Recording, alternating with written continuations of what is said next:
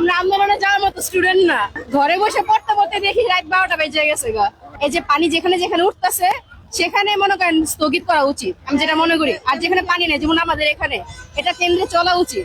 কারণ মনে করেন আমাদের তো কোনো সমস্যা হইতেছে না, পানি পারা যেতেছি না, তো এখানে আমাদের তো অফ করার কোনো কথা না। উল্টা মনে করেন আরো আমাদের অ্যাডমিশনের সময়টা পিছিয়ে যাবে। কিন্তু আমাদের উচিতটা কি, মানে শিক্ষামন্ত্রীর উচিতটা কি, যে সহজ কোশ্চেন করা, অন্যান্য বোর্ডের মতো করে সহজ কোশ্চেন করা। কারণ সে আসছে কিন্তু বেশি মাস হয় নাই, আর আমাদের পড়াটা চেঞ্জ হয়েছে কিন্তু বেশি মাস হয় নাই।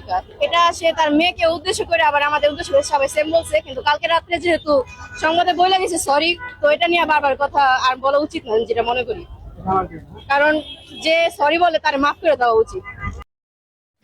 এতক্ষণ যাবৎ একটি শিক্ষার্থীর বক্তব্য শুনলেন, সেও কিন্তু এসএসসি পরীক্ষাতে ভালো স্টুডেন্টের কথা আর যারা পড়ালেখা করে না তাদের কথার মধ্যে কি অনেক ডিস্টেন্স আছে না?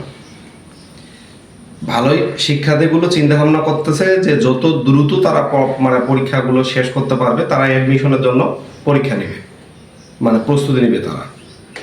আর দুর্বল স্টুডেন্ট চাচ্ছে যে পরীক্ষা আরও পিছু, কারণ তাদের তো পড়ালেখা নাই।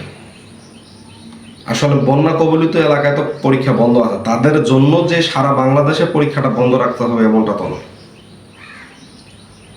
হ্যাঁ, এটা মনে করতে পারো যে ওরা পরীক্ষা দিবে না আমরা দিব, তারাও তো পরীক্ষা দিবে। তারা পরীক্ষা দিবে, তাদের পরীক্ষাটা লেট করে নেওয়া হবে, ফলাফল তো একই সঙ্গে দেওয়া হবে। বাংলাদেশের মানুষ এক হয়ে সব জায়গায় কাজ করতে পারে না। শুধু খালি আমি দেখছি যে শিক্ষার্থীগুলো খালি পরীক্ষার ইস্যুটা নিয়েই এক হয়ে কাজ করতে যায়। পাশের বাড়ির মানুষ মারা গেছে, তো তুমিও তাই মারা যাও, তুমি তো সেটা যাবেন না। একজন না খায় আছে, তুমি না খাই থাকো, সেটা তো করবেন না।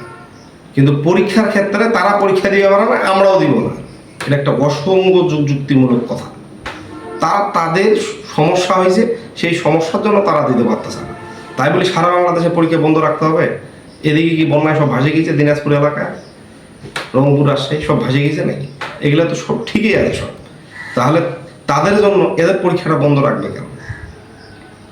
এগুলো কতিপয় কিছু খারাপ স্টুডেন্টের জন্য আজকে এই পর্যায়ে, মানে তাদের পড়ালেখা করার মন মানসিকতা নেই। তারা চাচ্ছে তারাও ডুবে যাক, ভালো স্টুডেন্টগুলো তাদের সাথে ডুবে যাক, কিন্তু ভালো স্টুডেন্টকে চায় না।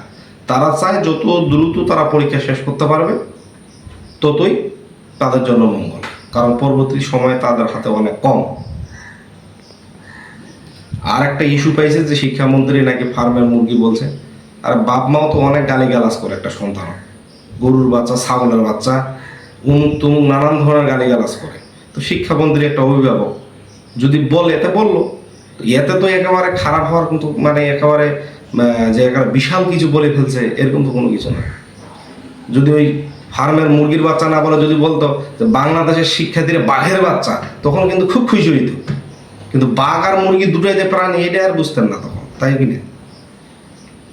বাঘের বাচ্চা কইছে মানে কি আহামরি, আমি আবার অনেক কিছু, কিন্তু বাঘও তো একটা প্রাণী। আর ছোট একটা প্রাণীর কথা বলছে, মুরগি এটা লাগিয়ে গেছে যে ছোট প্রাণী।